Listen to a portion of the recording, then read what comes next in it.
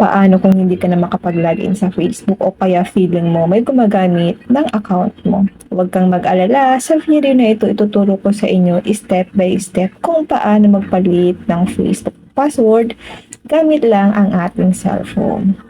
Tara, simulan na natin. Hello guys! Welcome back sa ating channel. Kung bago ka pa lang dito, huwag kalimutang i-like ang video at mag-subscribe para sa mas marami pang madaling tutorials. Simulan na natin. Buksan lang natin ang Facebook app at i-login po natin ang ating account. Tap 3 lines or tap menu.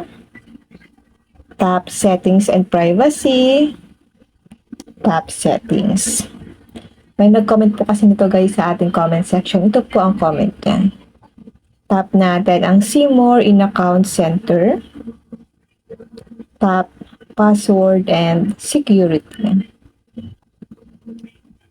Tap natin dito ang change password kasi papalitan po natin ang password ng ating Facebook.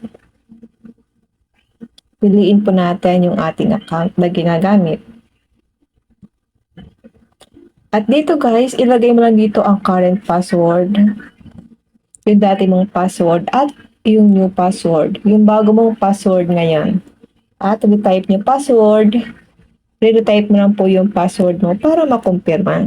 Pagkatapos po nun guys, kapag nailagay nyo na dyan, itap nyo po ang change password. Ayan, matagumpay na natin napalitan ang iyong Facebook password. Tip lang, gumamit ng malakas na password na may kombinasyon ng malaking letra, maliit na letra, numero at special characters. Iwasan natin na gamitin ang birthday o pangalan para mas ligtas ang ating account. Sana ay nakatulong ang tutorial na ito. Kung may natutunan ka, paki-like ang video at i-share sa inyong mga kaibigan.